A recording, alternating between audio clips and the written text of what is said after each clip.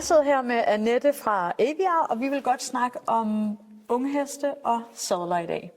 Og den yngste basse, vi har lige nu i vores setup, det er Robinson. Og han er ejet af Rasmine og jeg og familien Sinklersen, så det er i vores firma LDZ Equestrian. Og han er faktisk lidt en sjov historie, fordi vi købte ham på Instagram, eller igennem Instagram, i 2024. Og nu er han så 4 år. Han er blevet tilredet, og han er kommet herhjem.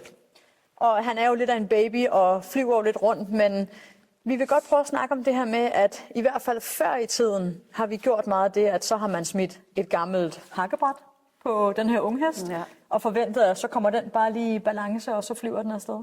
Men Annette har jo lukket op for en helt ny verden i form af Aviar-sadlerne, at nu prøver vi at tilpasse en sadel så godt som vi kan, eller så tæt på det perfekte, selvom han er så ung, og han hele tiden udvikler sig.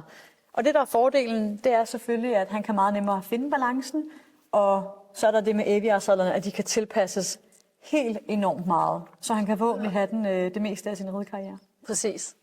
Og det er ligesom du siger, at det har været sådan lidt tradition, om så får vi en ung hest ind, og så smider vi en gammel sadel på, som faktisk overhovedet ikke passer. Ja. Det giver jo ingen mening i virkeligheden. Og man kan sige, det gør mange ting. For det første, at hesten føler sig bekvem fra start af. Ja. Bevægelsesfriheden bliver optimal. For der er tit, når du ser heste, der kommer i ridning, så har de har været reddet nogle uger, hvor sådan er bevægelsen egentlig blevet af. Og ja, de kan også være i vækst og sådan nogle ting, men selvfølgelig er sadlen, og også med andre ting på hesten, det vigtigste instrument. Fuldstændig. Ja. Og jeg synes også som rytter, når man skal ride på de her unge, nu er det min fantastiske rytter Janni, som har fat i tøjlerne på Robinson. Men generelt det her med, når vi snakker balance og lærer dem ligesom at gå lige under en, jamen hvis en sadel ikke ligger optimalt, så sidder rytteren jo også enten til den ene eller til den anden side, og det fordrer jo på ingen måde de her simple ting, som de unge heste skal lære. Og det har vi snakket om før, at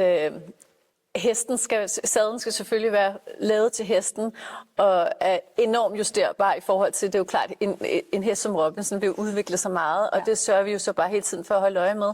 Men en af rytteren er 100% i balance, fordi sadlen kan ligge nok så godt på hesten, men hvis rytteren ikke er i balance, så er hesten heller ikke i balance. Og sådan er det jo bare. Og det er jo hele vejen op. Fuldstændig. Ja. Det er jo, uanset om det er en 3-års, vi snakker, eller en færdig ældre Grand Prix hest. Men jeg synes også, det er ret spændende at snakke om det her med, at vi tilpasser jo sadlerne hele tiden, når vi kan se på hestene, at de udvikler sig. Og jeg synes, der hvor de jo tager det største hop, de unge heste, det er jo fra når de lige er blevet ryttervante til, okay, nu skal vi begynde at ride lidt mere og styre lidt mere rundt. Ja. Deres kroppe ændrer sig jo helt vildt. Det er jo både sådan her og sådan her, og ind og ud. Ja. Så for mig som rytter, når jeg skal ud og investere i en sadel, så tænker man jo først, det er godt nok. Det er dyrt for en sadel til en ung hest.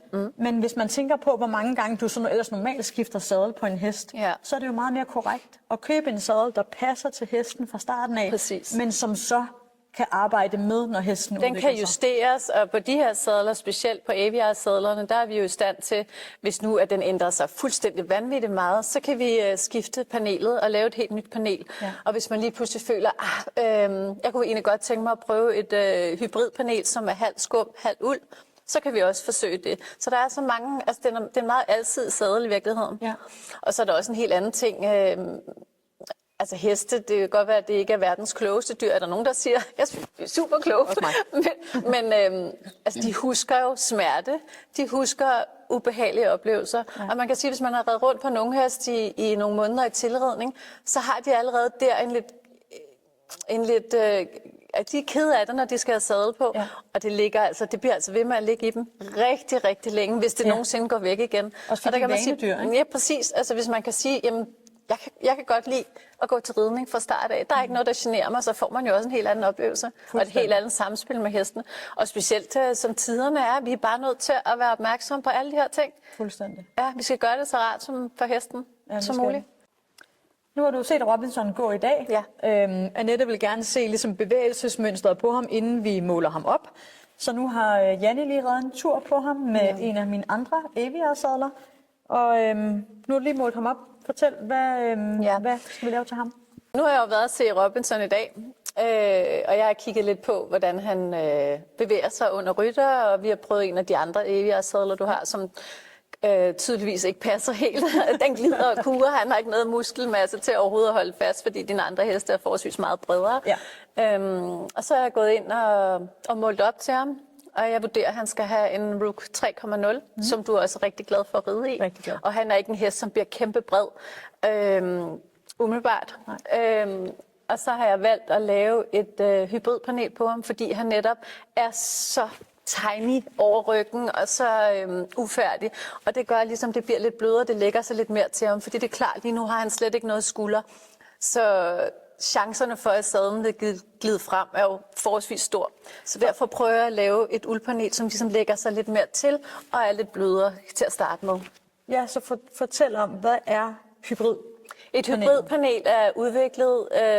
Vi har jo hele tiden haft de her 2-komponent skum, som fungerer super godt.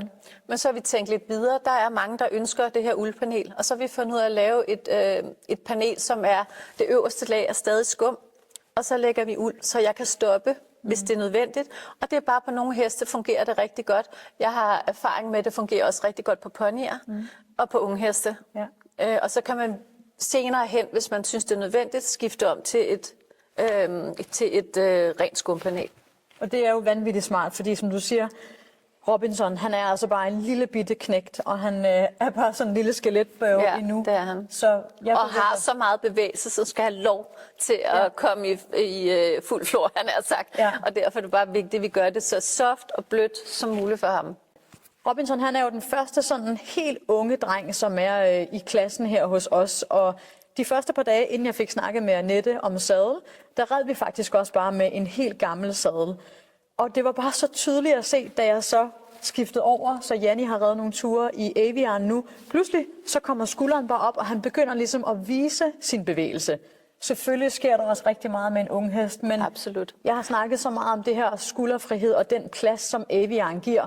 Og selv på sådan en grøn lille dreng som Robinson, der kunne vi bare se forskellen. Selvom du siger nu her, jamen den vi bare lige red med, den ligger jo ikke perfekt, for den er ikke lavet til ham. Men alligevel... Men det er jo fordi, der er det her pressure relief system, så selvom at den ikke ligger helt perfekt, så er det stadigvæk en sadel, at hesten kan bevæge sig under og giver en frihed. Selvom at det ikke er optimalt, så holder den ikke fast. Nej.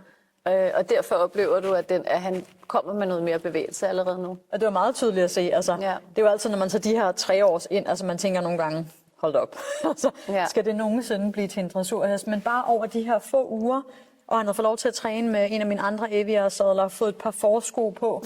Altså han har bare udviklet sig helt vildt. Ja.